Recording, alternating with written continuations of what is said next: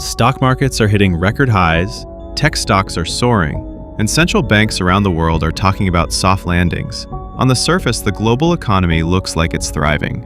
But there's one number that's making every economist rethink their forecasting models: 0.4%. That's the global population growth rate for 2025, and by 2036-55, this figure will shrink even further to just 0.1%.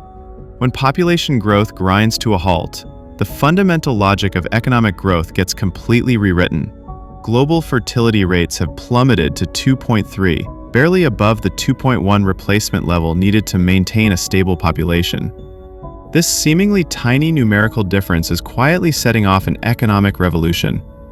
Traditional economics tells us that economic growth depends on labor input and productivity gains. But when labor force growth stalls or even turns negative, the entire foundation of economic growth theory gets flipped on its head. What's even more shocking is that this change is happening faster than anyone anticipated. Many countries are seeing fertility rates drop at unprecedented speeds, which means the economic shock from demographic transition will be far more severe than any existing models predict. But what does this actually mean? To understand the economic consequences of population crisis, we need to study the only major economy that's already deep in this predicament: Japan. Since 1991, Japan's GDP growth has averaged just 0.83% annually, compared to 2.58% for the United States. On the surface, this seems to prove that Japan's economic policies have failed. But the truth is far more complex than the surface data suggests. Japan is conducting an unprecedented economic experiment, and the results will determine the fate of every other country in the world. The core question of this experiment is, how long can a developed economy maintain prosperity when its workforce starts shrinking? Economics has a simple but profound formula: total output equals total hours worked times average productivity. This means economic growth has only two pathways: either get people to work more hours or get them to create more value in the same amount of time. When we reanalyze Japan's economic performance using this formula, we discover a completely different picture.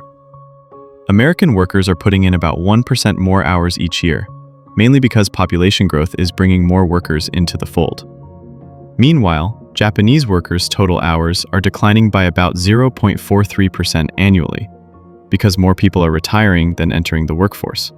But here's the key insight: productivity data. Japan's hourly productivity is growing at about 1.26%, compared to 1.53% for the US. Given the demographic headwinds Japan faces, this gap isn't that significant. In fact, if we look at per capita output, Japan's economic performance is actually pretty impressive. So what does this reveal? When we dig deeper into these numbers, a stunning reality emerges. Japan's sluggish economic growth isn't due to poor economic management. It's the natural consequence of demographic change. Economists call this phenomenon Japanification, a state where economic growth slows, but living standards remain relatively stable. This discovery is revolutionary. It means our traditional metric for measuring economic performance, GDP growth rate, might be obsolete in an age of population decline. More importantly, it signals that other major economies worldwide are about to face the same challenge. Japanification isn't economic decline, it's a new economic normal. In this state, economic growth is slow but steady, inflation stays low, and living standards basically hold their ground. Japanese people still live relatively prosperous lives, with per capita income remaining at high levels. But Japanification does bring two major challenges: declining influence on the world economic stage and rapid accumulation of government debt. Japan's public debt to GDP ratio has reached the highest level in the world, serving as a warning bell for other countries about to face similar challenges. What happens next? The International Monetary Fund predicts that Japan's economic growth will decline by an average of 0.8 percentage points annually over the next 40 years, due to demographic factors alone. This pattern will repeat in Germany, South Korea, Italy, and other aging economies. What's even more concerning is that many relatively poor countries are now facing the prospect of Japanification, but their fiscal space is nowhere near as deep as Japan's. Even in a wealthy country like Japan, government debt can't rise forever. When poorer countries face the same problems, they'll hit their debt ceiling much faster. This points to a new economic reality. As the global population crisis intensifies, we'll see more and more countries facing sovereign debt crises or being forced to make massive cuts to their social safety nets. But there's a crucial economic concept that's being overlooked here. Not all demographic factors have the same economic impact. The key is understanding the dependency ratio, the proportion of people who need to be supported relative to the working age population. When the dependency ratio drops, more resources can be channeled into investment and consumption, creating what's called the demographic dividend. Economists have found that countries with low dependency ratios tend to have higher economic growth rates. China's development miracle was almost perfectly synchronized with a massive drop in its dependency ratio.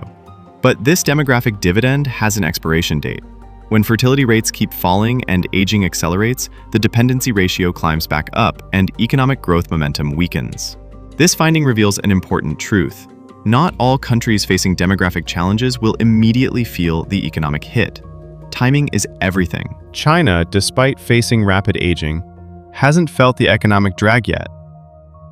China's elderly dependency ratio rose from 37 in 2011 to 45 in 2022, which is still relatively low compared to the current world average of 55. This means Chinese workers can work more while having fewer children to support. But this window is closing. Economists calculate that China won't start feeling the real reversal of its demographic dividend until the late 2030s. This gives China about a decade to prepare for the demographic challenges ahead. Meanwhile, another economic giant is entering the golden age of its demographic dividend.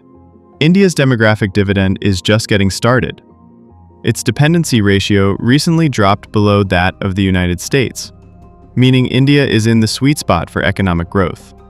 According to UN projections and economic models, India's demographic dividend will last from the early 2010s through 2070. This time span is hugely significant. When China and other East Asian economies start feeling the pressure of population aging, India will continue to enjoy its demographic dividend. This timing differential will redefine the global economic competitive landscape. But the truly shocking changes are still ahead. There's one continent that will completely transform the world economic map in the second half of this century. Africa may be young, but its high fertility rates mean massive resources are being used to support children. For example, Kenya, with a fertility rate of 3.3, currently has roughly the same dependency ratio as Japan. Only when these children enter the workforce while fertility rates simultaneously drop, will Africa benefit from its young population structure. Economists predict that Africa won't start benefiting from its high but declining fertility rates until around 2050.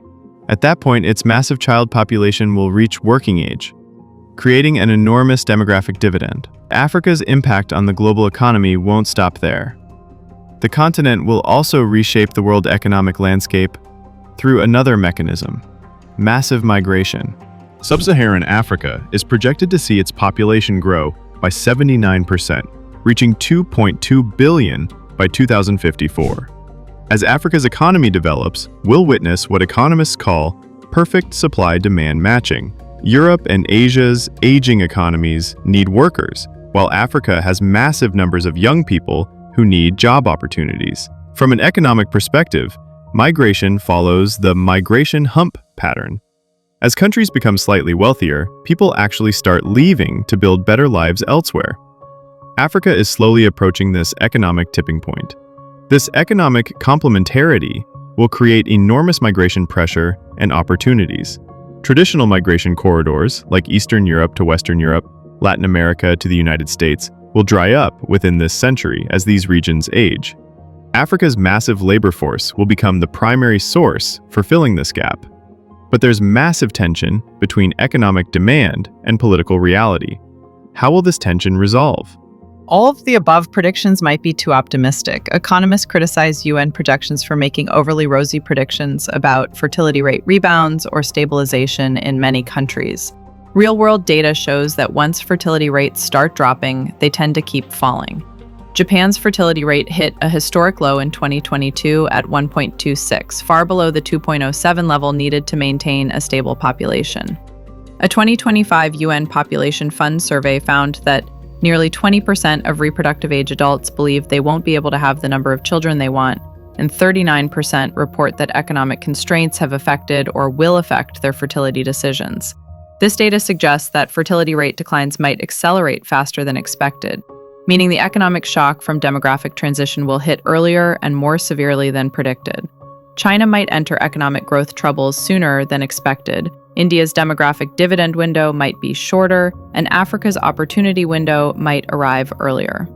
Based on this analysis, global economic power balance will undergo fundamental shifts. Japan and Europe's economic performance will continue to lag. South Korea and China will start feeling the impact of demographic change within a few years. But when it happens, the shock will be more sudden and severe than what Japan experienced. India will continue to outperform over the coming decades, while Africa will underperform economically until 2050, then enter a period of rapid growth. Meanwhile, developed countries' demand for migrant labor will become increasingly urgent. This transformation will redefine the foundation of global economic competition.